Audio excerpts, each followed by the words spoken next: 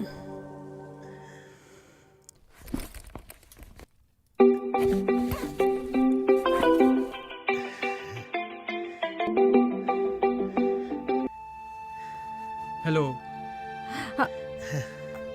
Hello. माँ नमस्ते। नमस्ते बेटा, कैसे हो? माँ मैं तो ठीक हूँ। अब बहू और बच्चे कैसे हैं? यहाँ सब ठीक है माँ, आप और पिताजी कैसे हैं?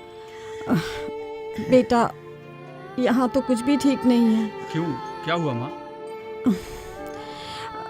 क्या बताओ बेटा, तुम तो जानते ही हो ना तुम्हारे पिताजी की हालत।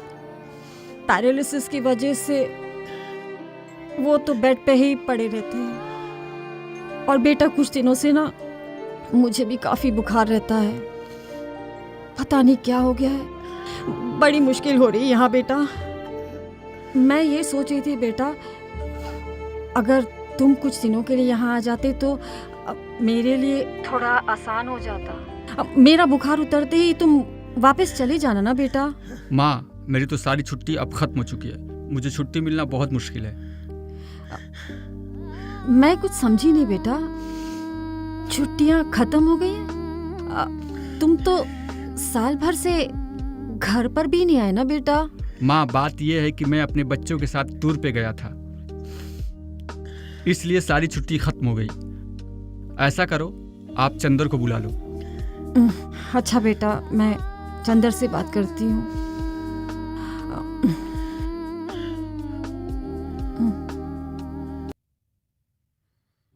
अब तुम दोनों में से किसी एक को यहाँ रुकना पड़ेगा।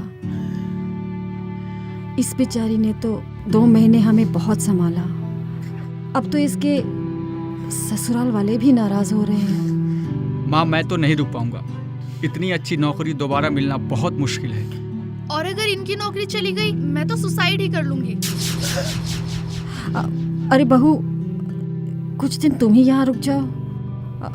सूरज कुछ दिन होटल में खाना खा ले। मेरा यहाँ रुकने का तो सवाल ही पैदा नहीं होता।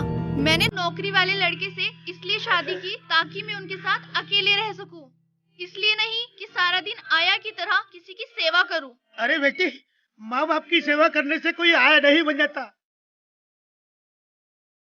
बेटा चंदर, तुमने क्या सोचा? पिताजी मैंने तो आपको पहले ही कहा था, मैं या मेरी पत्नी में से यहाँ कोई रहेगा तो बच्चों की पढ़ाई छुड़वानी पड़ेगी और बच्चों की जिंदगी खराब हो जाएगी।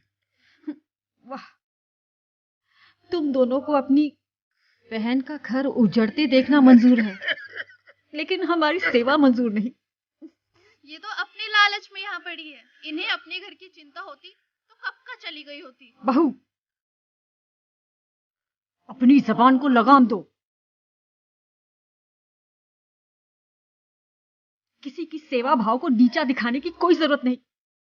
अपने संस्कार अपने खुद तक रखो। अब तुम लोग यहाँ से जा सकते हो, हमें किसी की कोई जरूरत नहीं। और मैं आप सबसे वायदा करती हूँ कि मुझे किसी का हक नहीं चाहिए। मैं आखिरी दम तक अपने माता पिता की सेवा करती रहूंगी। अब चाहे मेरा घर टूटे, चाहे ये दुनिया छूटे, मुझे किसी की परवाह नहीं है, किसी की परवाह नहीं है। माँ बेटी, हमें तुम पे गर्व है। काश ये नरेक भी ऐसा सोच पाते।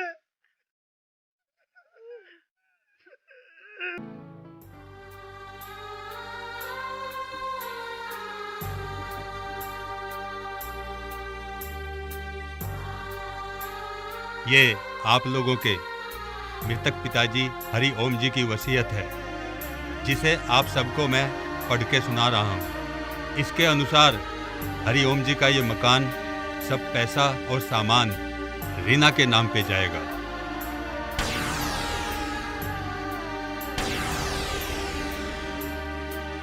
वो इस मकान का जो चाहे कर सकती है और सदर बाजार वाली संपत्ति सिर्फ और सिर्फ रीना और उसके होने वाले बच्चे इस्तेमाल कर सकते हैं।